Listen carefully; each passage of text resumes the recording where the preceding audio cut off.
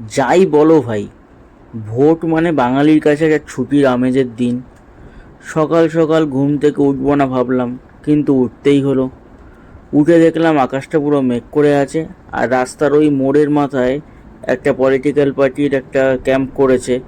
আর বাইরের দিকে চোখ দিয়ে দেখি পতাকায় ভর্তি, চেল্লামেল্লি আওয়াজ টাওয়াজ হচ্ছে। যাই হোক, ঘুম যখন ভেঙে গেছে, ব্রাশ তখন করলাম।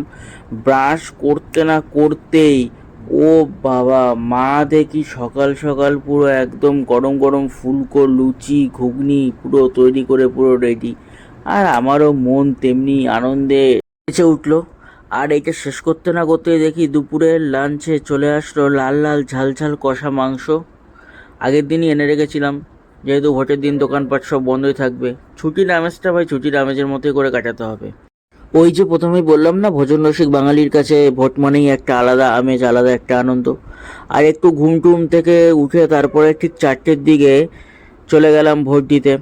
কারণ আমি সচরাচর ওই সকাল টাইমটা ভোট দেওয়াটা ঠিক আমার ভাল লাগে না, ওই সময় লাইনও পড়ে, ভিড়ও হয়।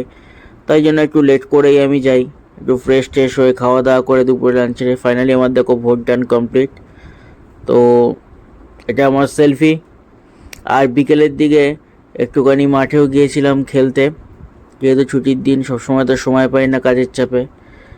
আর বিকেল হয়ে সন্ধে হতেই দেখো কি সুন্দর আকাশে একটা চাঁদ উঠেছে, সেটার ছবি ক্লিক করলাম। আর সন্ধেবেলা বাড়ি ফিরে দেখি এই যে কম্বো একটা লুচি ঘুগনি চিকেন কষা, আ হা হা কি স্বাদ। আর এইটা হজম করতে না করতে ও বাবা দেখি কি জোর বৃষ্টি এসেছে। আর এই ছিল আজকে আমার পুরো ভোটের পুরো দিনটা। তো তোমাদের ভোটের দিনটা কেমন কাটলো অবশ্যই কিন্তু কমেন্ট বক্সে জানাতে ভুলো না।